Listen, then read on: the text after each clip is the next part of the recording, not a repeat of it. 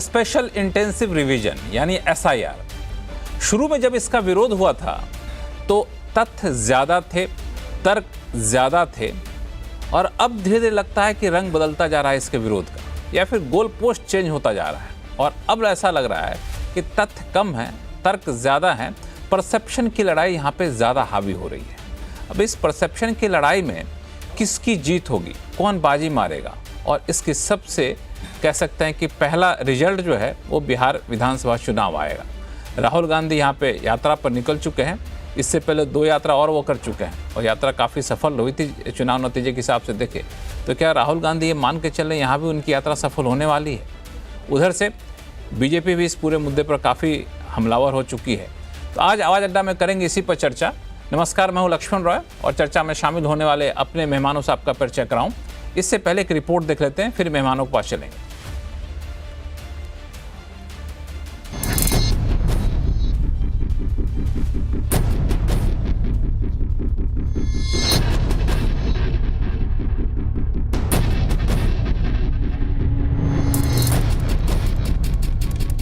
राहुल गांधी बिहार में वोट अधिकार यात्रा पर निकले हैं। संसद में एसआईआर पर चर्चा के लिए रोज हंगामा हो रहा है। मुख्य चुनाव आयुक्त प्रेस कॉन्फ्रेंस करके सफाई दे चुके हैं, लेकिन वोटर लिस्ट रिवीजन का मसला सुलझने की बजाय उलझता ही जा रहा है। बिहार का चुनाव नजदीक है। वोट अधिकार यात्रा में राहुल गांधी 16 दिन में बिहार के 20 जिलों में जा रहे हैं और उनका मुख्य एजेंडा है बीजेपी और चुनाव आयोग की मिलीभगत, एसआईआर के नाम पर वोटर लिस्ट में हेरफेर और वोट चोरी का आरोप।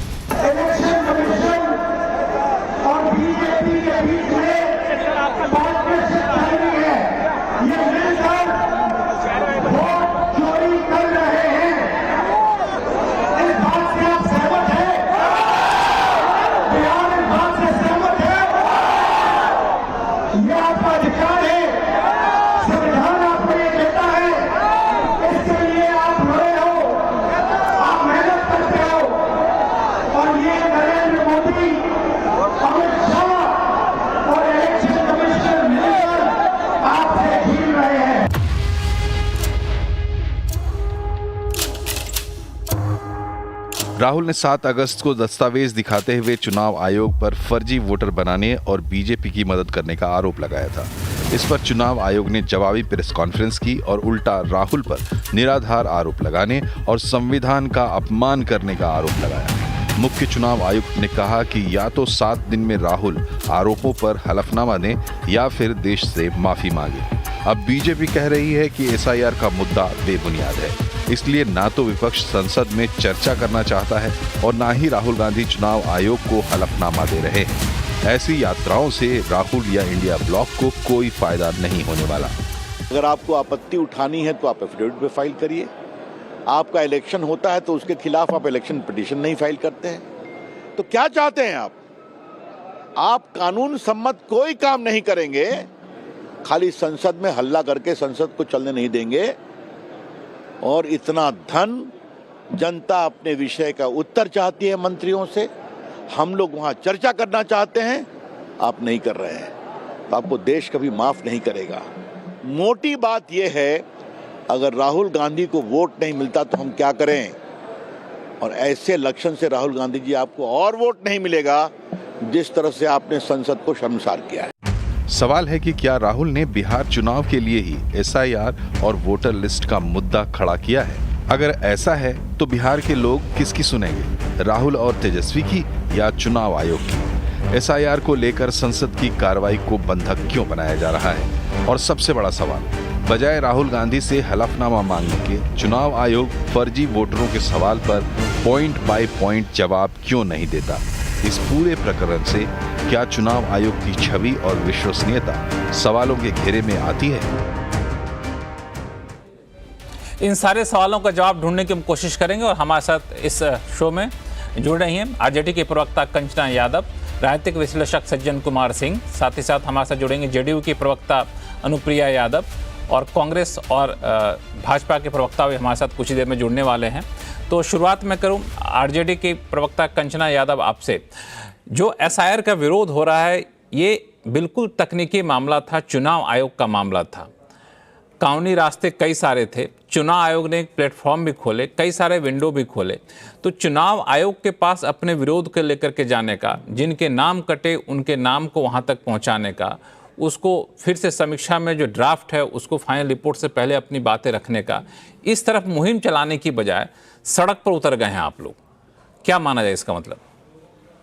नहीं लक्ष्मण जी, आप जो कह रहे हैं वो बिल्कुल सही कह रहे हैं। ऐसा नहीं है कि हम चुनाव आयोग के पास नहीं गए थे। सबसे पहले जब एसआईआर को कराने का इन्होंने ठाना कि हम एसआईआर 2 महीने के अंदर प्रोसेस पूरा करवा देंगे, तो हमारा यही सवाल था ना कि आप इतना कम समय क्यों ले रहे हैं।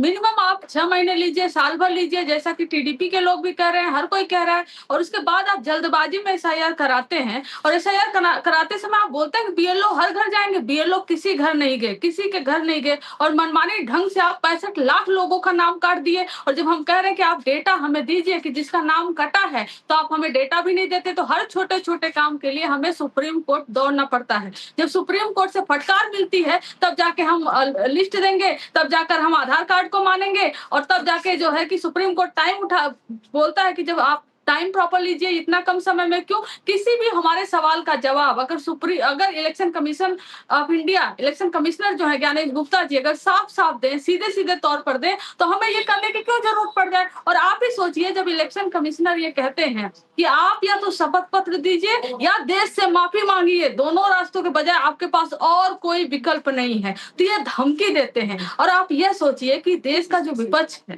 भले ही कुछ सीटों से पीछे है, लेकिन वह जनता से चुनकर आया है, और जनता से चुनकर आए हुए लोगों को आप इस तरह से धमकी देंगे, तो ये किसको कबूल होगा? किसी को कबूल नहीं होगा। आपको तो सीधे नॉमिनेट कर दिया गया है। आप तो सीधे अमित शाह के साथ काम करते थे, और वहां से उठाकर आपको नॉमिनेट कर दिया गया है। जिस प्रोसेस में चीफ जस्टिस ऑफ इंडिया हुआ करते थे, उनको भी हटाकर आपको नॉमिनेट कर दिया गया है। और आप पूरी तरह से विपक्ष की जो है सुनेंगे नहीं, और बीजेपी की प्रवक्ता की तरह बात करेंगे। तो हमारे पास और रास्ते क्या है? हमारे पास और रास्ता क्या है? यही है कि जनता के चुने हुए आप प्रतिनिधि हैं। नहीं, कंचना, मैं आपकी बात को, मैं आप ही की बात को आपके तरफ रख रहा हूं कि आप जनता के चुने हुए प्रतिनिधि हैं, तो जनता के चुने हुए प्रतिनिधि का विरोध करिए, उन पर जाइए।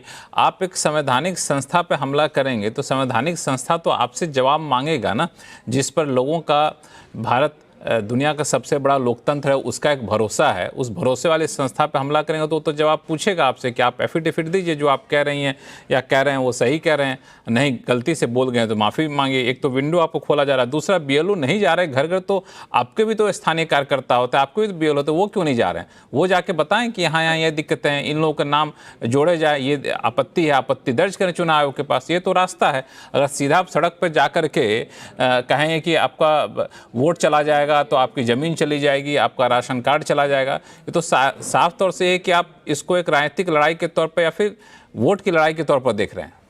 नहीं, पहली बात तो लक्ष्मण जी यह है कि संवैधानिक संस्था है, उससे कोई डिनाई नहीं कर रहा है, लेकिन संस्था में बैठे हुए लोग संवैधानिक तरीके से काम नहीं कर रहे हैं। संस्था में बैठे हुए लोग को पक्ष और विपक्ष करके नहीं देखना चाहिए, समकक्ष दोनों को रखना चाहिए। संस्था में बैठे हुए लोगों को हमारे सवालों का जवाब देना चाहिए। इस तरह से नहीं जवाब देना चाहिए कि जैसे बीजेपी का कोई प्रवक्ता बोल रहा हो। और आपको हम एक और इन्फॉर्मेशन दे देते हैं, ऐसा नहीं कि हमारे बीएलए जो ग्राउंड पर है, लाखों की संख्या में है, वो शिकायत नहीं कर रहे, वो शिकायत कर रहे हैं। और जब इलेक्शन कमिश्नर के पास जा रहे हैं, जो कि जिला लेवल पे हैं, और उनको अपनी शिकायत दे रहे हैं कि ये जिंदा लोग हैं, आपने इनको जो है मृत्यु में घोषित कर दिया, और ये इनकी मर चुके और इनका नाम है लिस्ट में, तो आप हमें रिसीविंग भी नहीं दे रहे हैं। हजारों रिसीविंग हमें मिली हुई है। ये इलेक्शन कमीशन यह बता रहा है कि कोई भी पार्टी का कोई कार्यकर्ता हमारे पास शिकायत लेकर नहीं आया। ये सबसे बड़ा झूठ और फ्रॉड है। हम शिकायत कर रहे हैं, हजारों की संख्या में शिकायत हो चुकी है। फिर कहते हैं कि एफिडेविट दीजिए, और इसी शिकायतों का एफिडेविट तो दिया था ना, अखिलेश यादव जी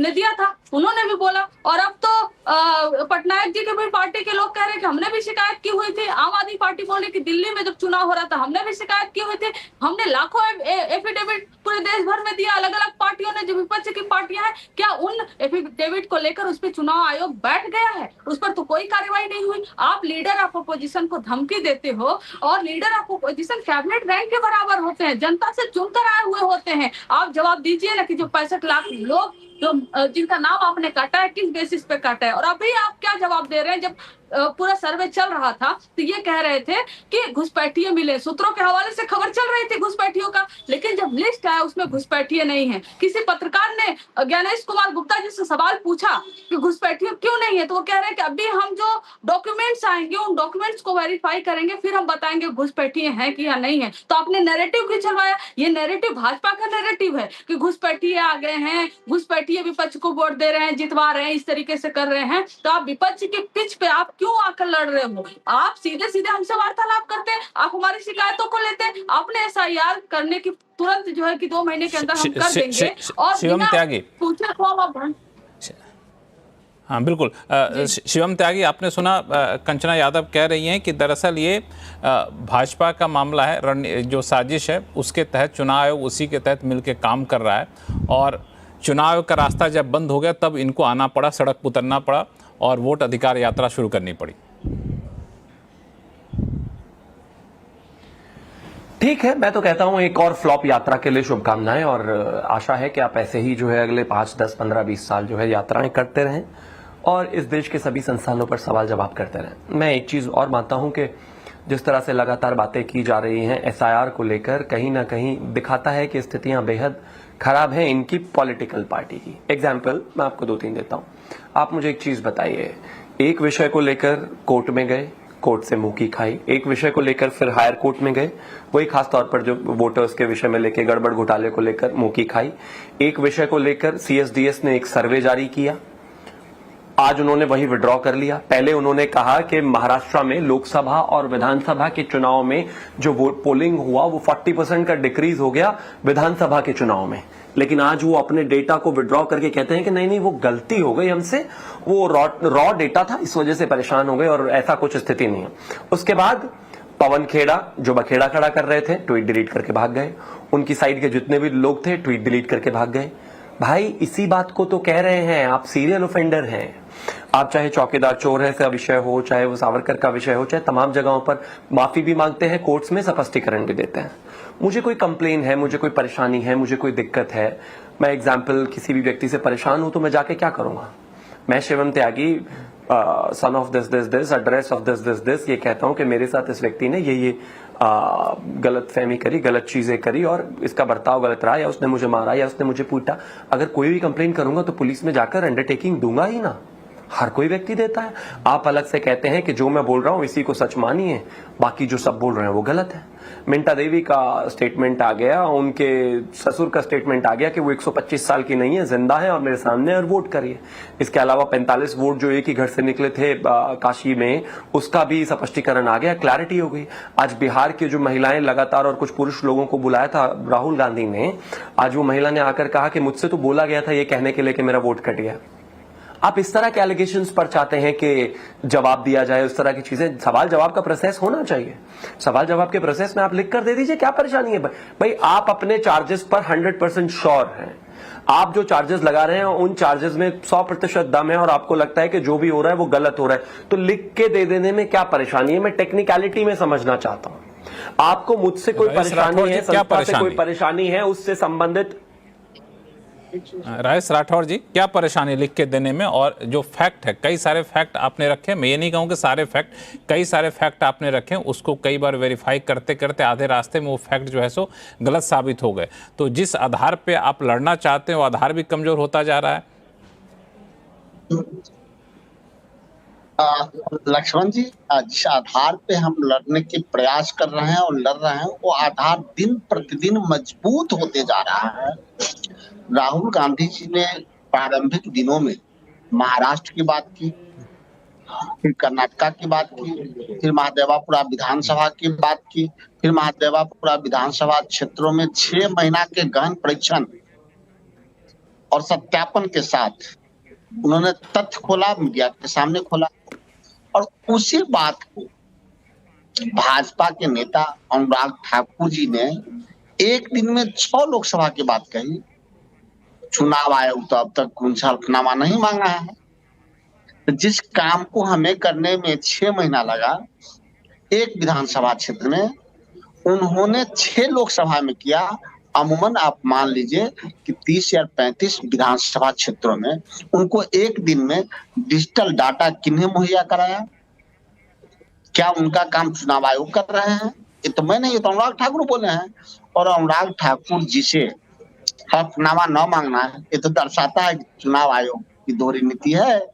तीसरी बात कि पहला बार हुआ है बिहार में कि समरी रिवीजन 2024 के 24 दिसंबर को समाप्त हुआ और 6 जनवरी 2025 को प्रकाशित हुआ, जिसमें 4 लाख पुराने वोट चाहे मर गए हों या कहीं स्थानांतरित हो गए हों और 10 लाख नए वोट जोड़े।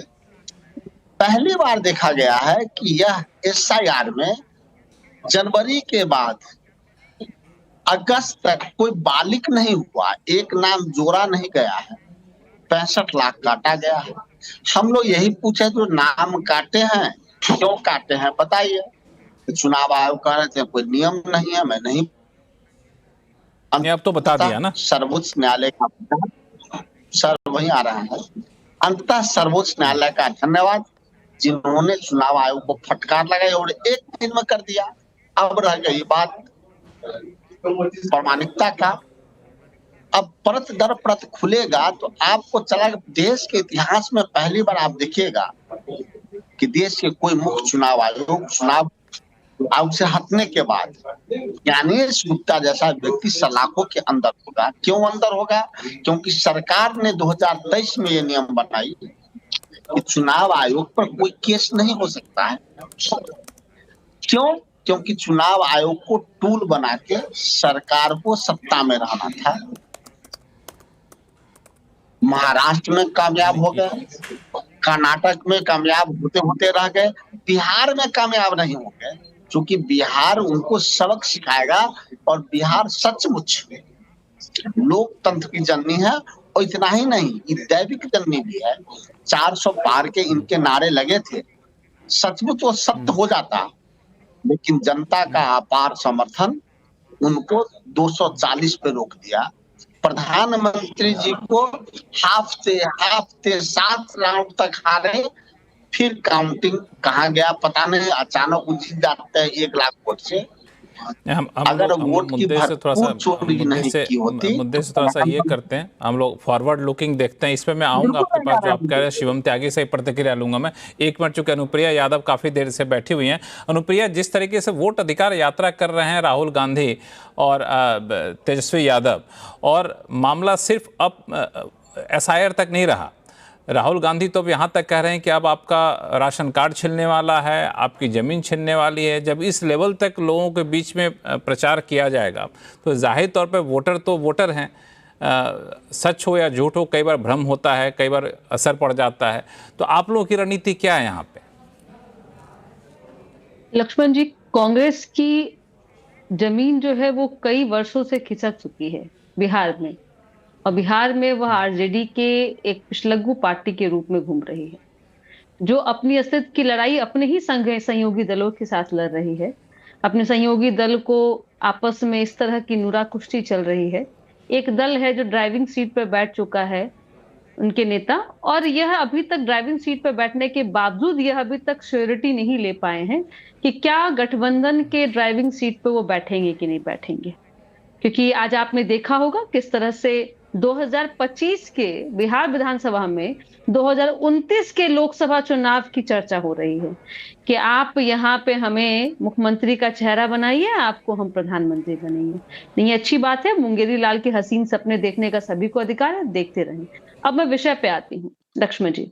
65 लाख वोटरों की बात चर्चा हो रही थी कि वोटर्स का नाम काटा गया है।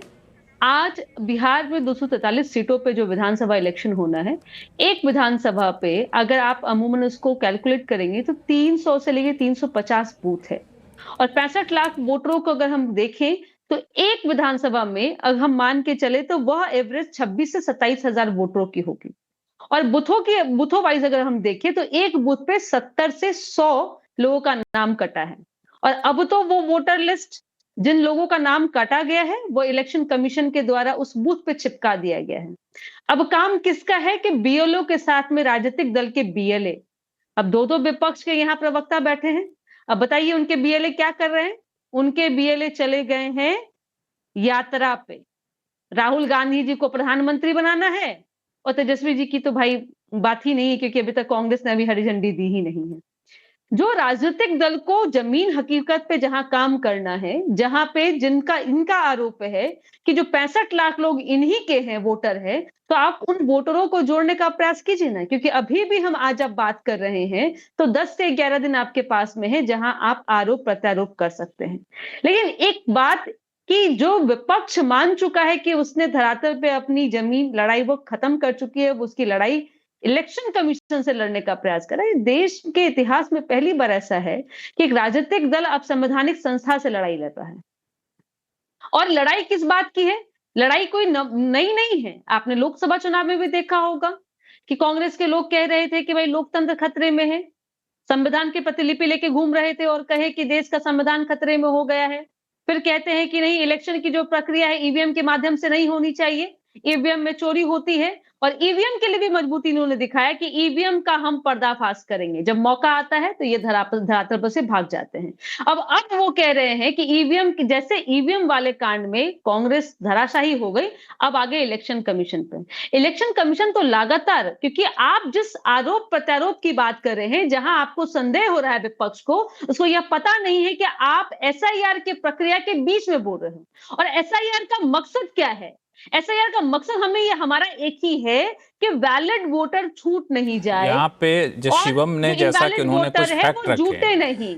ये चीज इसमें शिवम ने एक बड़ा अच्छा फैक्ट रखा कि नहीं लक्ष्मण जी, मैं बता रही थी एक बड़ी आज एक आपके शायद जो वर्कर हैं उनके माध्यम से एक चूक हो गई। आज एक महिला बिहार के सामने आती हैं, उनका नाम है रंजू देवी। उन्होंने कहा कि मुझे वार्ड सचिव ने यह कहा कि राहुल गांधी जी और तेजस्वी जी के सामने जाके कहिए मैं और मेरे परिवार के 6 लोगों का नाम काट दिया गया है। और आज वो महिला सामने आके कहती है ऐसा मुझसे जबरन बुलवाया गया, ऐसे मेरे भी किसी भी परिवार के लोगों का नाम नहीं कटा है। तो झूठ की राजनीतिक की खेती काट के आप क्या करेंगे? 99 पे आउट होंगे। यही सवाल अभी शिवम ने भी पूछा था कि जब आप चुनाव आयोग पर सवाल उठा रहे हैं, एक संवैधानिक संस्था पर सवाल उठाना तो ठीक है, आप फैक्ट के आधार पर आइए, आप कानून के आधार पर आइए।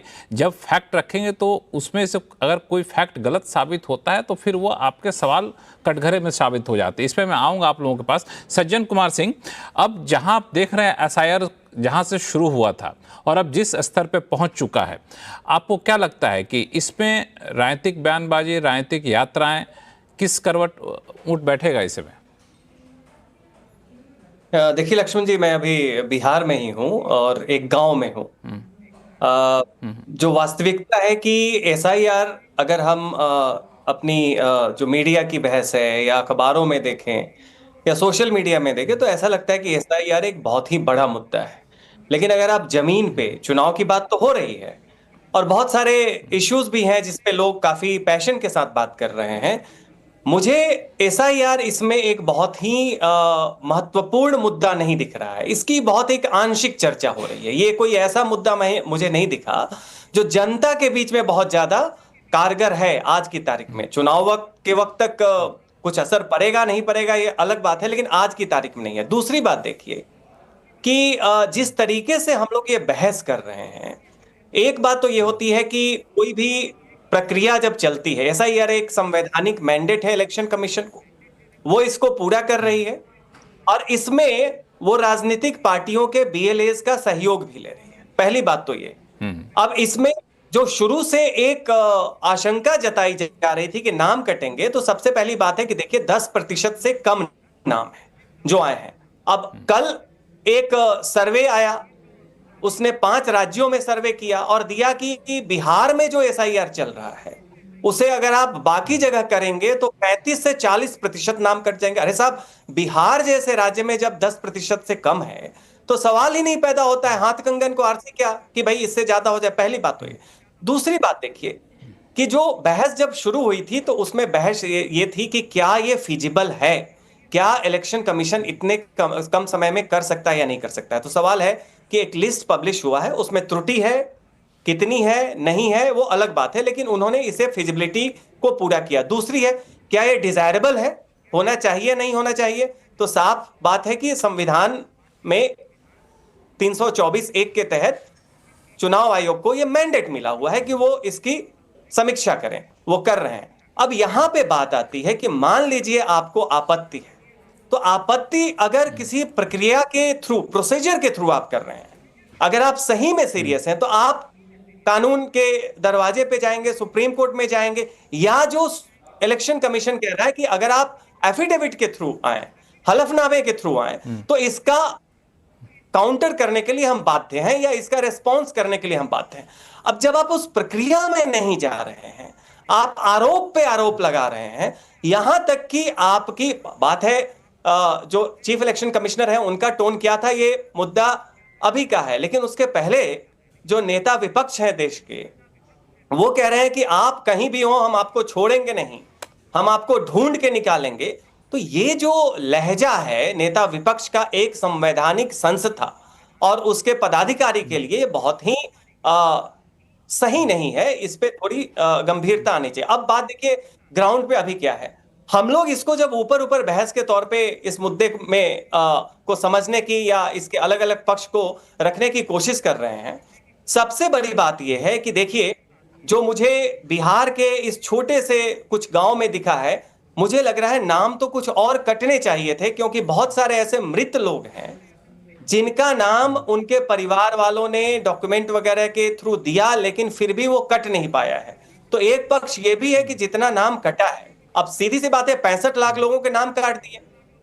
अगर इसके पीछे मान लीजिए हमने कहा कि इलेक्शन कमीशन की मंशा है, मान लीजिए तर्क के लिए कि एक पक्ष को फायदा पहुंचाया जाए और एक पक्ष को नहीं, तो इसका मतलब है कि इलेक्शन कमीशन को पता है कि कौन वोटर किस पार्टी को वोट देने जा रहा है, तभी आप नाम काटेंगे ना। क्योंकि अगर आपको पता नहीं है और आपने नाम काट दिया, तो हो सकता है जिसको आप फायदा पहुंचाना चाह रहे हो उसी का नाम कट जाए, उसी के समर्थकों का। तो सवाल है कि सारे के सारे सर्वे ये भी पूरे एसआईआर के दौरान बहस में और ग्राउंड पे ये भी एक डर जताया गया कि नाम काटे गए तो ये तो पहचान में तो है नहीं, बीजेपी के वोटर थे कि आरजेडी के थे कि कांग्रेस के थे कि जेडीयू के थे, अब किसके वोटर, हो सकता है कि किसी और के नाम कट गए, क्योंकि बाहर भी लोग, बहुत सारे लोग रहे, उनके भी नाम यहाँ पे हट गए जो हमेशा के लिए छोड़ के जा चुके हैं। कंचना यादव, एक सवाल मतलब बहुत ही ये है कि बिहार में मुद्दा की शुरुआत कहाँ से हुई थी, चुनाव की शुरुआत की? यहाँ पे पलायन बहुत ज़्यादा है, बेरोजगारी बहुत ज़्यादा है, तो क्या ये वाकई एसआईआर इतना बड़ा मुद्दा हो गया कि पलायन के मुद्दे पर से हट जाया जाए, बेरोजगारी के मुद्दे से हट जाया जाए और एसआईआर का मुद्दा उठाया जाए? चूँकि आपने सुना होगा कि तेज प्रताप का भी बयान इस बारे में आया कि मुद्दा कुछ और है, आप कोई और मुद्दा लेकर चले जा रहे हैं। देखिए, ऐसा लक्ष्मण जी, एसआईआर लाया किसने? एसआईआर के लिए बिहार की क्या किसी भी पार्टी ने इंक्लूडिंग बीजेपी, अगर वो अपने यहाँ बुलाकर ऑफिस में अगर बोले हो एसआईआर करा दो, फोन पर बोले हो तो अलग बात है, क्या किसी भी पार्टी ने डिमांड की थी क्या कि बिहार में एसआईआर होना चाहिए? सबसे बड़ी बात, एसआईआर टॉपिक आया कैसे, आप बताइए। कि जब लोगों का नाम कट जाएगा, जब लोकतंत्र में जनता ही नहीं बचेगी वोट करने के लिए, जब इलेक्टोरल रोल में उसका नाम ही नहीं होगा, तो उसके और हित के बारे में बात कैसे होगी, उसके शिक्षा की बात कैसे होगी, रोजगार की बात कैसे होगी? उसका वोट तो बचे, पहले वोट बचेगा तब ना वो सरकार चुनेगी। और रही बात, अभी मैं सज्जन कुमार जी को सुन रही थी, 10% से कम लोगों का वोट कटा रहे, एक भी वोट कटे ना लोकतंत्र में मायने रखता है, और 10% की बात कर रहे हैं, 1% भी कटे, एक भी वोट कटे। और रही बात की 22 लाख लोग, पहले तो ये बोले 22 लाख लोग का नाम काट दिया गया जिसकी मृत्यु हो गई। हमने पूछा कि 1 साल में हुई है, 2 साल में हुई है, फिर आप बताते हो कि 20 साल में हुई है, जबकि सरकार का आंकड़ा कहता है कि 3 साल में, जो पिछला 3 साल गुजरा है उसमें 12.5 लाख लोगों की मृत्यु हुई है। सांख्यिकी विभाग का डेटा है जो नगर निगम से लेकर अपडेट करता है अपने वेबसाइट को, आप भी अपनी टीम भेजकर पता करवा सकते हैं। लेकिन जब 12.5 लाख लोगों की मृत्यु 3 साल में हुई है, तो आप 22 लाख की मृत्यु जो है आप 20 साल में बताते हो। पहले तो आप कह रहे हो 1 साल में, तो ये क्या है? इसका मतलब है कि आप पूरी तरह से ट्रांसपेरेंट नहीं हो। आप जनता से डॉक्यूमेंट मांगते हो कि नहीं ये डॉक्यूमेंट दीजिए, अगर आप नहीं देते हैं तो आपका नाम कटेगा, और उनका नाम कट जाएगा तो फिर क्या कहलाएंगे? घुसपैठिए कहलाएंगे, भले वो अपने देश के नागरिक हो। आप कहते हो कि आप ये डॉक्यूमेंट दीजिए, फिर आप बताते हो कि उनके घर के नाम 000 इसलिए है क्योंकि उनके घर का कोई पता नहीं है। जिनके घर का पता नहीं है, जिनके पास घर नहीं है, उनके पास डॉक्यूमेंट कैसे होंगे? ये बड़ा लॉजिक सा सवाल नहीं है। शिवम त्यागी, जिनका घर का पता नहीं है, 000 एड्रेस है, उनके पास डॉक्यूमेंट कैसे होंगे? ऐसे कई सारे एग्जाम्पल कांग्रेस ने निकाले हैं, आरजेडी ने निकाले। मुझे देखिए मुझे ऐसा लग रहा है कि मैं आजकल क्या हो गया है कि ये जो कांग्रेस वाले हैं और आरजेडी वाले हैं, इनके जो प्रवक्ता हैं सारे 5 स्टार से नीचे बात ही नहीं करते। मुझे लग रहा है ये सारे लुटेन्स में ही रहते हैं, गांव की रियलिटी जानते ही नहीं है। मैं अपना बताता हूं, मेरा गांव बरनावा है जो डिस्ट्रिक्ट बागपत में पड़ता है। उसको मेरे घर के एड्रेस को कैसे लिखा जाता है, एग्जाम्पल मेरे घर पे कोई चिट्ठी जाएगी, Shivam Tyagi son of Rakesh Tyagi, village post Barnawa, district Baghpat. अब इस एड्रेस को आप कैसे वेरीफाई करेंगे इसमें, क्योंकि अब वो जो कंप्यूटर है वो कोई हाउस नंबर लेगा, पूरे गांव में हाउस नंबर नहीं है, पूरे गांव में एक पता नहीं है। अब शिवम त्यागी भी वहां मिल जाएगा आपको, हो सकता है पिता का नाम का भी दूसरा कोई व्यक्ति वहां पर मिल जाए आपको, हाउस नंबर वहां पर है नहीं, वो डेटा एंट्री होनी है, उसका वोट बनना है, तो इनके हिसाब से तो उसका वोट ही नहीं बनना चाहिए। मतलब मैं तो जीवन भर बिना वोट के ही रह जाऊंगा, तो उसका हाउस नंबर 000 होगा और सबका 00 हो सकता है क्योंकि हाउस नंबर नहीं है वहां पर। अब ये गांव की स्थिति नहीं जानते तो बताइए मैं क्या करूं इसमें। इनको लग रहा है कि ये 14 अकबर रोड, 15 अकबर रोड, 10 जनपद, 11 जनपद, ऐसे ही सारे हिंदुस्तान में गांव होते हैं घर। ऐसा नहीं है भैया। गांव में कंचना जवाब देना चाहती है आप। तकरीबन 100% जो एड्रेसेस होते हैं वहां पर एड्रेस नहीं है, कोई हाउस नंबर नहीं है, कोई गली नंबर नहीं है, सिर्फ व्यक्ति का नाम, गांव का नाम, विलेज पोस्ट, जिला और प्रदेश, खत्म कहानी। कंचना जवाब देना चाहती है आपको। नहीं समझ पा रहे हैं तो क्या करें। मुझे बस 2 सवाल पूछना है शिवम त्यागी जी से। ठीक है, मान लीजिए आप कह रहे हैं कि जिनका घर नहीं है उनके घर के नाम 00, गांव की हालत ये आप सब कुछ बता रहे हैं, तो आप यह बताइए कि जिनके पिता का नाम XYZ ABCD करके है तो उनके पिता नहीं है इसलिए ABCD करके उनका नाम दे दिया गया क्या? अरे क्या मूर्खता पूर्वक आप लोग जवाब देते हैं। और जब यह खुलासा हुआ कि जहाँ से प्रधानमंत्री जी चुनकर आए हुए हैं वहाँ 49 लोगों के बच्चों के पिता का नाम एक ही राजकमल था, आप लोगों ने तर्क दिया क्योंकि उनके पिता नहीं है तो राजकमल जी अपने यहाँ उनको रख लिए हैं। जब हमने पूछा कि एक जगह पर 400, 250, 250 वोट जो है कैसे रजिस्टर हुए एक पते पर वो भी हिंदू मुसलमान किसी भी जाति का, किसी भी धर्म का, तो आप उसको कैसे जस्टिफाई करेंगे? जस्टिफाई करने के लिए लॉजिक। शिवम एक बार कंचना सुन लेते हैं, जस्टिफाई कैसे देख लेते हैं। मैं दूसरों पर क्या एग्जाम्पल दूं, अपने आप पर ही एग्जाम्पल दे देता हूं। मेरा वोट जब मेरे गांव में था, मेरा नाम शिवम त्यागी, पिता का नाम राकेश कुमार त्यागी है। ठीक है, बहुत बार क्या होता है कि सेम एपिक नंबर से जब कोई भी व्यक्ति दिल्ली में आया, उसने अपना वोट बनवाया, नाम शिवम त्यागी, पिता का नाम जो वो राकेश कुमार त्यागी था उसने RK त्यागी कर दिया। सेम एपिक नंबर पे 2 आदमी, दोनों वोट, पुराना वोट कटा नहीं क्योंकि वहां पर SIR का प्रोसेस हुआ नहीं, तो ये वजह है एक एपिक नंबर पे कई सारे वोट होने की। और अगर आप ज्ञानेश कुमार जी की थोड़ी सी प्रेस कॉन्फ्रेंस सुन लेती तो ज्ञान भी बढ़ जाता, लेकिन आप सुनने को तैयार नहीं। अब आगे आता हूं 40 और 45 की जो बात कही गई, भैया उन्होंने बाकायदा आकर मीडिया पर कहा है कि ये मेरे शिष्य हैं, जो व्यक्ति एक संन्यास ले लेते हैं, जो बच्चे संन्यास ले लेते हैं, उनके गुरु ही उनके पिता मान्य होते हैं, उनके जितने भी वोट बने हैं आप आकर चेक कर लीजिए, ऑन कैमरा है। वो राहुल गांधी की तरह जो संत बोल रहे हैं वो झूठे थोड़े ना राहुल गांधी की तरह बोल के भाग जाएंगे। आप लिख के ले लो उनसे, वो तो लिख के भी देने को तैयार है। अब एक जगह पर 200 वोट छोड़ दीजिए, गांव का तो आप खैर अंदाजा ही नहीं लगा सकते, आप सारे लुटेंस वाले लोग हैं। बट चलिए मैं आपको यही नोएडा में ही बता देता हूं, चलिए मेरे साथ, मैं आपको ऐसी जगहें, ऐसी रेंटिंग प्लेसेस बता दूंगा जहां मैं खुद रहा हूं। एक घर में 60-60, 70-70 कमरे हैं। जब कोई भी व्यक्ति बाहर से आता है, एग्जाम्पल मैं मेरठ या उससे आगे से अगर आया हूं तो मेरा वहां का एड्रेस प्रूफ नहीं चलता है। आधार अब आया है, क्या होता था, यहां कर आदमी व्यक्ति आता था, वोट बनवाता था, एड्रेस प्रूफ बनवाता था, प्राइवेट कंपनी में उसको जो है देता था, देने के बाद उसको माना जाता था कि ये यहां का रहने वाला है, तब उसके बाद उसको नौकरी मिलती थी क्योंकि रोज कम्यूट करना था उसको। इस प्रोसेस में एक घर में आप 250 कह रहे हैं, मैं कह रहा हूं उससे भी ज्यादा वोट मिलेंगे आपको। फिर आगे आदमी कहीं माइग्रेट करता है तो वहां ऐसे अपडेट करता है। भाई ये लगातार होता है। लेकिन इसमें एक और चीज कही, चुनाव आयोग ने कहा कि होगा क्या कि जब आप SIR कर देंगे तो यार ये सारी पूरी स्थिति रिफाइन हो जाएगी। आप न्यूमरेशन फॉर्म आपके पास आएगा, अब एक आदमी एक ही न्यूमरेशन फॉर्म भरेगा, जब वो न्यूमरेशन फॉर्म भर देगा वो फॉर्म चला जाएगा इलेक्शन कमीशन के पास, तो जितने भी लोगों के पुराने वोट हैं जो कैंसिल नहीं हुए या किसी ने एप्लीकेशन नहीं दी उसको वोट को खत्म करवाने के लिए, वो बाय डिफॉल्ट सारे वोट्स खत्म हो जाएंगे। बस इतनी सी बात है। लेकिन फिर भी मैं एक चीज कहता हूं, मैं इलेक्शन कमीशन नहीं हूं, ये अच्छा मानिए आप। काश अगर मैं इलेक्शन कमीशन होता तो मैं अभी RJD जी की जो प्रवक्ता है बहन मेरी कंचना यादव, मैं उनको कहता पहले लिख के दीजिए उसके बाद जवाब दूंगा। लेकिन मैं तो प्रवक्ता हूं, मैंने तो जवाब दे दिया। इलेक्शन कमीशन भी यही कह रहा है कि राहुल गांधी जो चलिए, रोज क्लेम कर रहे हैं, जो आज रंजू देवी का क्लेम आया, उनको आप 10 सेकंड और दे दीजिए, उनको राहुल गांधी से मिलने बोले, आप समझ सकते हैं इस देश का कैबिनेट रैंक का एक नेता जो लीडर ऑफ ऑपोजिशन है, जो देश में बड़ी पार्टी का नेता है, वो एक महिला को आकर झूठ बुलवा सकता है? इस देश में नेशनल मीडिया में माहौल बनाने के लिए सिर्फ रंजू देवी को कहा गया कि आप वहां पर जाकर कहना कि मेरा वोट कट गया, उसने आकर वहां पर कहा कि मेरा वोट कट गया। आज वो मीडिया में सबके सामने आकर कह रही है कि हमारे पदाधिकारी ने कहा था कि झूठ बोल देना जाकर। आप चाहते हो कैसे झूठे क्लेम्स पर इलेक्शन कमीशन जवाब दे? लिख के दे दो जो भी क्लेम सही है आपका, उस पर जवाब मिलेगा आपको। कंचना 15 सेकंड, फिर मैं अनुप्रिया के पास जाऊंगा।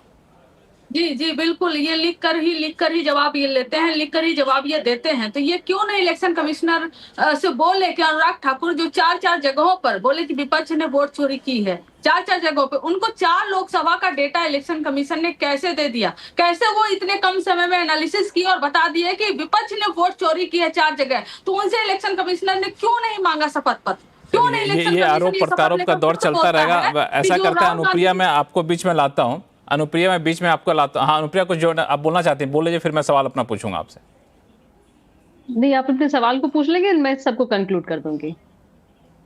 हाँ, बेसिकली मैं ये पूछना चाहता हूं कि अब इस तकनीकी पहलुओं को छोड़ दीजिए, लेकिन शुरू में आपकी सरकार को घेरने की कोशिश ये की गई कि नीतीश कुमार की सरकार में बेरोजगारी काफ़ी ज़्यादा है, नीतीश कुमार की सरकार में पलायन काफ़ी ज़्यादा होने लगा, ये मुद्दा गरमाने लगा था। लेकिन अचानक से मुद्दा वहाँ से डाइवर्ट होकर के एसआईआर पर चला गया।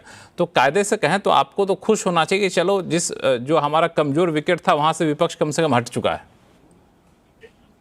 लक्ष्मण जी, कंचना यहाँ पे कह रही थी कि एसआईआर करने के लिए किसी दल ने कहा नहीं, और हो सकता है कि बीजेपी ने कहा होगा तो इसलिए एसआईआर की प्रक्रिया शुरू हो गई। आपको याद होगा 2024 के लोकसभा के बाद में जसप्रीत यादव जी ने ही कहा था कि वोटर की जो संख्या है, मुझे लगता है कि वोटर एक नहीं, एक ही वोटर 2 जगह है। शायद वो अपनी बात कर रहे होंगे, जो कंचना समझ पा रही होंगी। उन्होंने कहा कि एक ही डुप्लीकेट वोटर्स की संख्या अधिक है। मुझे लगता है कि ये पूरा इलेक्शन का जो प्रक्रिया वो गलत तरीके से हुआ है, और आप ही के नेता के मांग पर इलेक्शन कमीशन अगर काम कर रहा है और हटा रहा है डुप्लीकेट वोटर्स को, तो आपको दिक्कत कहां पे हो रही कंचना जी?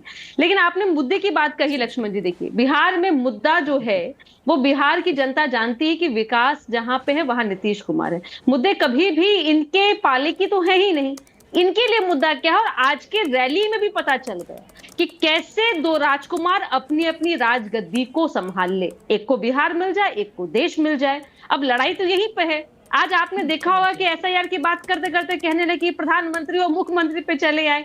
तो मुद्दा बिहार में नहीं है, इसीलिए इस तरह के हथकंडे अपना रहे। क्योंकि बिहार में लगातार जिस तरह से महिलाओं को 35% आरक्षण की बात देकर के की जाए, या बिहार में महिलाओं को डोमिसाइल की बात की जाए, बिहार में आशा ममता दीदी की जिस तरह से सेवाओं की बात की जाए, बिहार लगातार अपने आयामों पे है, और बिहार अपनी जो प्रगति है, देश के विकास की मुख्यधारा से जुड़ते जा रहा है। लेकिन जो विपक्ष है, जिनकी विकास रुक चुकी है, जिनको ये मौका नहीं मिल रहा है कि जनता की गहरी कमाई को लूट के अपनी संपत्ति बना ले, तो उनके लिए एक नए हथकंडे अपनाते हैं एसआईआर के मुद्दे पे। और मैं आपको आश्वस्त कर दूं कि एसआईआर मुद्दा, जैसा कि आप हमारे राजनीतिक दल भी बता रहे थे, एसआईआर मुद्दा नहीं है जमीन पे। जमीन पे जनता जानती है कि जो विकास की एक रेखा खींचने वाले माननीय मुख्यमंत्री जी हैं, और जिन्होंने लगातार बिहार में, चाहे वह शिक्षा की बात हो, चाहे वह स्वास्थ्य की बात हो, चाहे वह बिजली की बात हो, चाहे बिहार में रोजगार की बात हो, जहां पे आज भी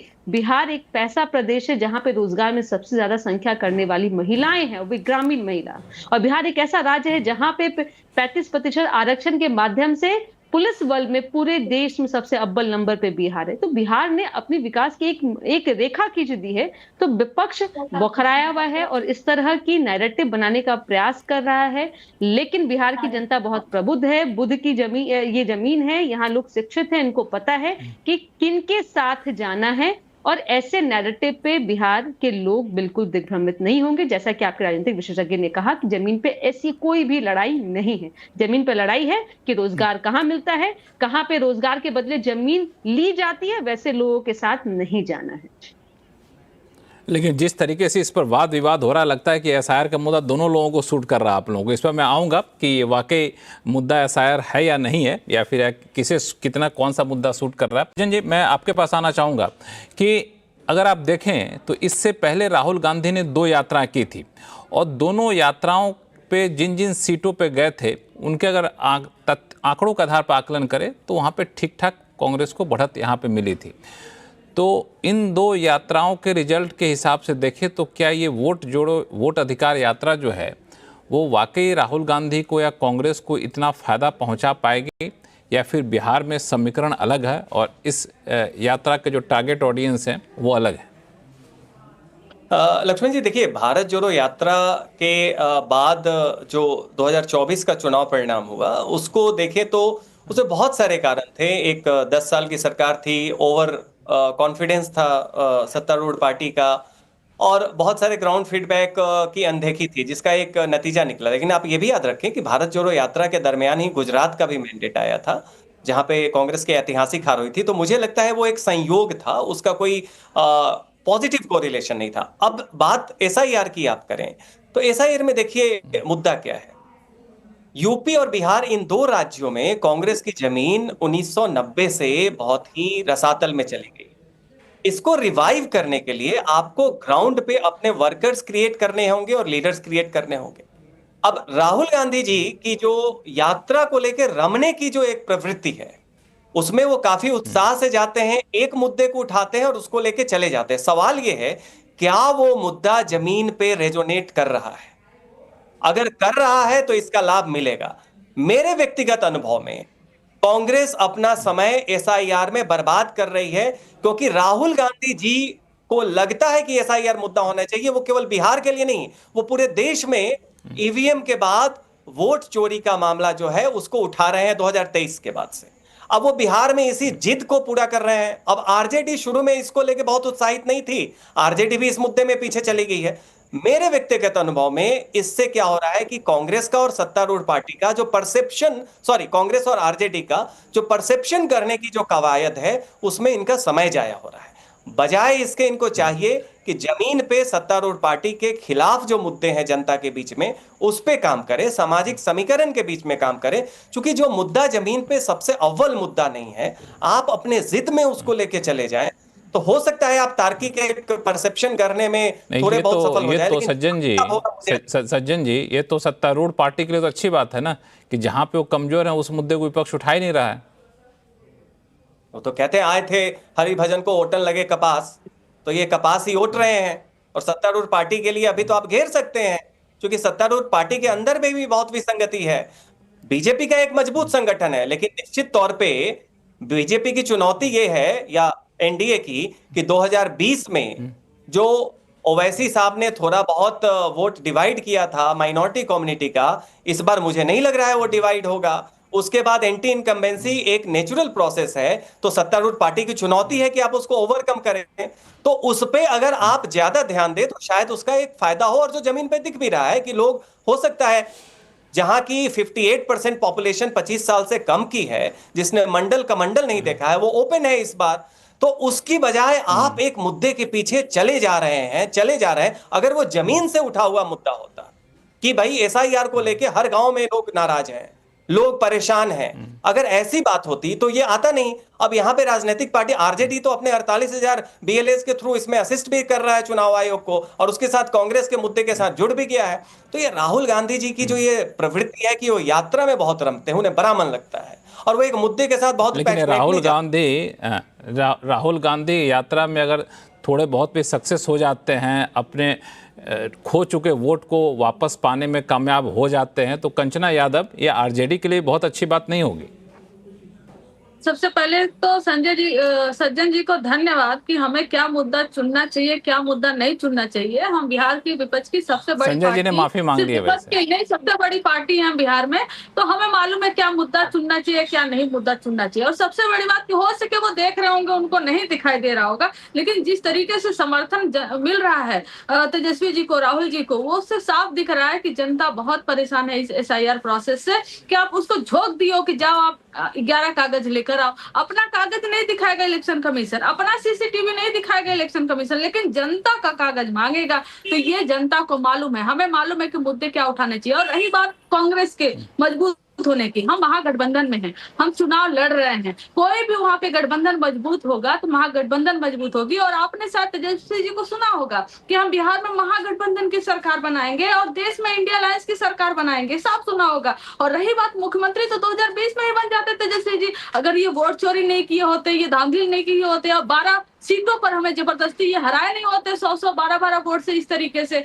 और 2024 के लोकसभा में 400 पार के आंकड़े वाले 240 पे आकर अटक गए। 2 व्हील चेयर पे दोनों बैठे हुए हैं, मोदी जी बैठे हुए हैं। तो आप बताइए कि हम 2024 का भी लोकसभा जीत रहे थे, 2020 का भी हम विधानसभा बिहार में जीत रहे थे, वो तो वोट चोरी करके इन्होंने जीता है। तो इसी वोट चोरी को एक्सपोज करने के लिए हम जनता के बीच में है और जनता का अभूतपूर्व समर्थन मिल रहा है। अब सज्जन कुमार जी को नहीं दिखाई दे रहा हो तो अलग बात है। और रही बात शिवम जी भी मुस्कुरा रहे हैं। सज्जन कुमार जी हमें बताएंगे कि हमें कौन सा मुद्दा चुनना चाहिए, कौन सा मुद्दा नहीं चुनना चाहिए। हम पार्टी हैं और सबसे बड़ी पार्टी, हमें मालूम है हमें कौन सा मुद्दा चुनना चाहिए। शिवम और अनुप्रिया दोनों कुछ जवाब देना चाहते हैं। पहले अनुप्रिया आप बोल लीजिए, फिर शिवम के पास जाऊंगा।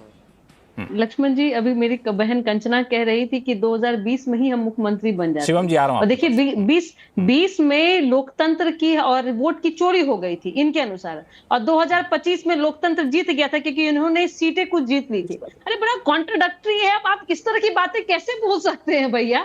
आप कह रहे हैं कि एक तरफ की जनता का समर्थन था आपके पास में, जिससे आपने आरजेडी ने 4 सीटें और कांग्रेस ने 3 सीटें बिहार में जीत ली। ओवरऑल आपने भाई 100 का आंकड़ा पार कर लिया था। कंचना जी समझिए, इलेक्शन के रिजल्ट अगर आपके पक्ष में आते हैं तो आपका संवैधानिक संस्था आपके पक्ष में काम कर रही होती है, और जब आप हार चुके होते तो आप कहते हैं कि संवैधानिक संस्था जो है वो सत्ता पक्ष के साथ काम कर रही है। इस तरह के आरोप प्रत्यारोप लगा करके आप अपनी राजनीतिक आप चहलकदमी बढ़ा सकती हैं, लेकिन धरातल पे आप कारगर नहीं होइएगा। धरातल पे कार्य करने की जरूरत है। मुझे लगता है कि कार्यकर्ताओं पर ध्यान देंगे, परिवार की ज्यादा, तो शायद आपकी राजनीतिक स्थिति ज्यादा अच्छी होगी। शिवम, देखिए, मैं उत्तर प्रदेश से आता हूं और कंचना जी आती हैं बिहार से, वो जानती होंगी इस बात को, और इसके साथ साथ अनुप्रिया जी भी आती हैं बिहार से। जितने लोग कांग्रेस के राहुल गांधी के साथ चल रहे हैं, उससे ज्यादा लोग तो इस देश में जेसीबी की खुदाई देखने आ जाते हैं इन राज्यों में। तभी तो आपको फर्जी तस्वीरें, फर्जी वीडियो ट्वीट करनी पड़ रही हैं। आज कांग्रेस के ऑफिशियल हैंडल से फर्जी वीडियो ट्वीट हुआ जो बिहार का था ही नहीं। अकेले अकेले घूम रहे हैं। लोगों का खुद का ऑन रिकॉर्ड न्यूज चैनल्स पर बाइट है कि राहुल गांधी कहा था कि पैदल चलेंगे, एसी में घूम रहे हैं और 24 घंटे अपने फोन में लगे रहते हैं। फोन में ऐसे घुसे रहते हैं कि लोगों से हाथ मिलाने तक का, हेलो करने तक का टाइम नहीं है उनको। यही इनकी यात्रा है, कुल जमा यही इनकी रियलिटी है। एक नैरेटिव है जो नेशनल लेवल पर बिल्कुल ठीक बात कही गई, बनाने की कोशिश हो रही है कि इस देश में सब कुछ झूठा है। इस देश के सारे संस्थान बहुत शानदार होते हैं, इलेक्शन कमीशन बहुत शानदार होता, इस देश का सुप्रीम कोर्ट बहुत शानदार होता, इस देश के ईवीएम बहुत अच्छे होते, इस देश के लोग बहुत अच्छे होते, अगर राहुल गांधी को 18 साल का होते ही प्रधानमंत्री बना देते हैं। वैसे ऑफिशियल एज तो 25 है, लेकिन मैं मानता हूं कि 18 होते ही बना देते तो ये देश बहुत बढ़िया था, ये देश बहुत शानदार था, इलेक्शन कमीशन बहुत अच्छा था, सब कुछ बहुत बढ़िया था। लेकिन वो नहीं बने। वो आज जो है इतने परेशान है बेचारे कि हमेशा से प्रधानमंत्री बनाने की उम्मीद रखते थे लेकिन नहीं बन पाए। तो अब उनको सब कुछ खराब लग रहा है और इसी नैरेटिव को वो देश में पहुंचाना चाहते हैं, जिसके उनके पास कोई भी रियल प्रूफ्स है नहीं। तो जानते हैं बिहार में चुनाव हारेंगे, तो पहले से पहले ही अपने हार का एक एजेंडा तय कर रहे हैं कि जैसे ही हारेंगे कह देंगे कि हमने तो कहा ही था वोट चोरी हो गई।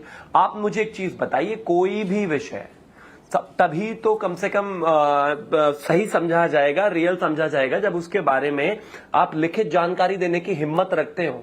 आप में हिम्मत है नहीं कि आप लिखित जानकारी दे दें, हलफनामा दे दें, एक शपथ पत्र दे दें, और आप उम्मीद कर रहे हैं कि आप जो ये इधर उधर बोलते हुए घूम रहे हैं इसका कोई संज्ञान ले ले। और मैं तो कहता हूं इस देश का इंडिपेंडेंट मीडिया जो है वो खुद ही संज्ञान लेकर उन्हीं लोगों के पास जा रहा है। जिन लोगों को आप लेकर आ रहे हो उन्हीं लोगों की 2 घंटे बाद वीडियो आ जाती है, मेरे से झूठ बुलवाया गया, मुझे फर्जी किया गया, मुझे प्रेशर किया गया। अब तो सीएसडीएस वालों की भी स्थिति यही हो गई। अभी कह दिया 40% वोट घट गए थे विधानसभा में, अभी माफी मांग रहे हैं। अभी पवन जी ने भी ट्वीट डिलीट कर दिया, अभी सबने ट्वीट डिलीट। प्लीज, आप राजनीति में है और हर आदमी के बातों की एक वैल्यू है, उसका एक वजन है। अगर आपको अपनी ही बात पर कॉन्फिडेंस नहीं है तो आप बताइए कैसे चलेगा। मैं अगर कुछ बोल रहा हूं, मुझसे आप कहेंगे लिख कर दे दो, मैं लिख कर दे दूंगा, क्या परेशानी है भाई। लेकिन सत्य यही है कि हार की वजह से परेशान है, इस वजह से कुछ भी बोला जा रहा है, परंतु जानते ये भी है। आप मुझे एक चीज बताइए, मैं 10 सेकंड में खत्म करूंगा, क्या तेलंगाना में वोट चोरी नहीं हुई? क्या तमिलनाडु में वोट चोरी नहीं हुई? क्यों केरला में वोट चोरी नहीं हुई? हिमाचल में वोट चोरी नहीं हुई? इसके अलावा बिहार में एक बार जीत गए थे, क्या वहां वोट चोरी नहीं हुई? क्या एक बार मध्य प्रदेश में जीत गए थे, क्या वहां वोट चोरी नहीं हुई? दिल्ली में 11 साल सरकार में रहे, क्या वहां वोट चोरी नहीं हुई? 100 सीटें अब ले आए लोकसभा में, क्या वहां वोट चोरी नहीं हुई? आप ये तर्क दे ही नहीं सकते। आप यकीन मानिए, जब इस तरह की बातें आप करते हैं तो जो दूर सुदूर इस देश में लोग बैठे हैं वो हंसते हैं आप पर। जीते तो चुप, हारे तो वोट चोरी, जीते तो चुप, हारे तो हंगामा, कंचना जवाब देंगे। जीते तो चुप, मलाई खाएंगे कंचना सत्ता इशारा की, कर रही है हारे कि तो वो जवाब हंगामा। देना ऐसे चाहते नहीं हो कंचना। सकता भाई। जीते तो चुप और हारे तो हंगामा, ऐसे हो नहीं सकता।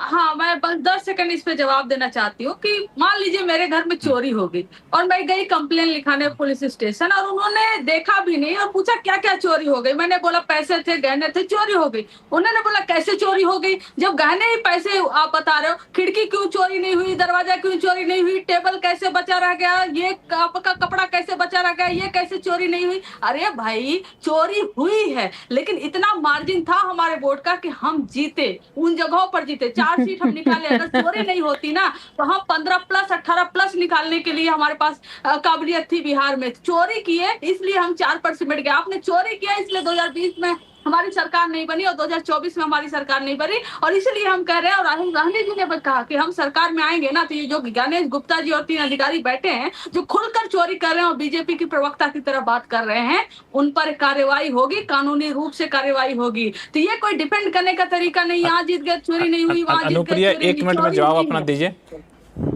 अनुप्रिया नहीं, कंचना जी को बहुत ही ओवर कॉन्फिडेंट नजर आ रही है कि उनको लगता है 4 नहीं हम 14 पे किला फतेह किए होते। कंचना जी देखिए, माफी साझ करना चाहूंगी, आपके ही राष्ट्रीय अध्यक्ष जो हैं वो बीमार थे और उन्होंने अपने परिवारजनों की ही रैली में गए थे। वो आप अपने कैंडिडेट की रैली में नहीं जाते, इसीलिए मैं बार बार कहती हूँ कि आप लोग परिवार की राजनीति करते हैं। याद होगा आपको, लालू यादव जी बीमार थे उस समय में। मैं तो चाहती हूँ वो तंदुरुस्त रहे और आपके भाई नेता के प्रचार में घूमते रहे कि लालू यादव जी अपने कहते रहे कि मेरे बेटे को मुख्यमंत्री बना दो, मेरे बेटे के लिए राजनीतिक में जीवित उनको रखा गया राजनीतिक रूप से। कंचना जी, इसलिए मैं कहती हूँ परिवार की राजनीति से बाहर निकलिए और इस तरह के नैरेटिव बनाने से अच्छा कि आपके जो बीएलए है ना उनको कहिए कि आज कांग्रेस के पीछे घूम करके अपने नेता को स्थापित करने का जो प्रयास कर रहे हैं उससे बढ़िया है कि जो 65 लाख में आपके वोटर अगर कहीं कट गए होंगे तो उनको जुड़वा लीजिए। अभी भी 11 दिन का समय है, 11 दिन का समय, उनको जुड़वा लीजिए। शिवम, आखिरी का 1 मिनट बचा हुआ, आप कुछ बोलना चाह रहे थे, मैंने बीच में रोक दिया था। मैं एक ही चीज कहना चाहता हूं, कंचना जी ने बिल्कुल ठीक बात कही। कंचना जी ने बिल्कुल ठीक बात कही। आपके घर में चोरी हुई, आप जाएंगी, जाकर एफआईआर लिखाएंगी तो लिख कर तो देंगी ना। हम भी यही कह रहे हैं राहुल गांधी को लिख कर दे दो, वो लिख कर नहीं दे रहे। वो जा रहे हैं थाने में, थाने के सामने वो जो है वो लगा रहे हैं वहां पर तंबूरा और उसको लगाकर चिल्ला रहे हैं मेरे घर में चोरी हुई, मेरे घर में चोरी हुई, हंगामा कर रहे हैं, मेरे घर में हंगामा हुआ है, मेरे घर में चोरी हो गई है, मुझे मेरे घर में ये चोरी हुई, वो चोरी हुई। बाहर पुलिस वाले आके कह रहे हैं लिख के दे दीजिए, कह रहे नहीं लिख कर नहीं दूंगा, थाने के अंदर नहीं आऊंगा, दूर से ही हंगामा करूंगा, पब्लिक इकट्ठी करूंगा, बताऊंगा मेरे घर में चोरी हुई। दूसरा, घर एक ही है ना, हिंदुस्तान एक है। हिंदुस्तान में आप कह रहे हैं कि चोरी हुई, तो भाई पंजाब में क्यों नहीं हुई? तो भाई बिहार में जब जीत गए थे तब क्यों नहीं हुई? तो भाई तेलंगाना में क्यों नहीं हुई? तो भाई कर्नाटका में क्यों नहीं? तो सवाल तो सीधा है। सब जगह सोना पड़ा है, लेकिन घर में चोर आया, कहते नहीं नहीं, जहां जहां हम बच गए वहां वहां चोरी नहीं हुई और जहां जहां हम हार गए वहां चोरी हुई। ये नहीं हो सकता। और मैं तो कह रहा हूं, चलिए मैं आपके तर्क से 1% कह देता हूं हाइपोथेटिकली, जो कि सही नहीं है, कि हो ही चोरी, दे दो लिख कर ना। चोरी हुई है, सामान चोरी हुआ है, आपको पता है क्या चोरी हुआ है, तो लिख कर दे दो। लिख कर देने में क्या दिक्कत है? कंचना है तो ठीक है, लिख के दे दीजिए। लगता है इतनी मेहनत से तो दो प्रेमी भी एक दूसरे को कह देते हैं ना कि 2 लेटर लिख कर दे दो, वो भी लिख कर दे देता है। ये आदमी देश की राजनीति में लिख कर देने को तैयार नहीं है। सबसे पहली बात लक्ष्मण जी की ये झूठ है। किस लॉ, किस कानून के तहत, किस के तहत ये बोल रहे हैं कि आप लिख कर दे दो? क्योंकि वही रूल कहता है कि जब इलेक्टोरल रोल बन रहा होता है उसके 3 महीने के अंदर में आपको कोई शिकायत करनी होती है, तब आप लिख कर देते हो। हम लिख कर दे देंगे, कहेंगे ये तो टाइम खत्म हो गया। 18,000 लिख कर दिया हुआ शपथ पत्र एफिडेविट दिया ना अखिलेश यादव जी ने, लाकर सबके सामने रखा और मीडिया वालों के भी सामने रखा। क्यों नहीं उस पर कार्रवाई हुई? नवीन पटनायक जी की पार्टी ने भी बोला कि हमने भी चुनाव में बहुत सारे ऐसे शपथ पत्र एफिडेविट लिख कर दिए थे, क्यों नहीं उस पर कार्रवाई हुई? आम आदमी पार्टी तो आपके घर पर धरना दी हुई थी कि आपके एक एक मिनिस्टर के घर पर वोट जोड़े जा रहे हैं, उसने तो लिख कर दिया, मीडिया पर बोला, हर जगह चिल्लाया, क्यों नहीं कार्रवाई हुई? लेकिन राहुल गांधी जी से अगर कोई कुछ बोल दिए तो लिख कर दे दीजिए। किस रूल के तहत लिख कर दे दें? आप वो रूल तो समझाइए। आपको वर्बली समझ में नहीं आता क्या? आपको कान से सुनाई नहीं देता क्या? जनता बोल रही है, आपको सुनाई नहीं देता क्या? जनता परेशान है, आपको दिखाई नहीं देता क्या? बस आपको पढ़ना आता है ये कि सारी लिख कर दे दलीलें तो आप कार्रवाई करेंगे। ये सारी दलीलें जो है आरोप प्रत्यारोप लंबा चलता रहेगा, लेकिन फिलहाल शो का समय खत्म हो रहा है। तो आप सही मेहमानों का बहुत बहुत धन्यवाद समय निकालने के लिए। तो आज अड्डा फिलहाल इतना ही। देखते रहिए CNBC आवाज़। नमस्कार।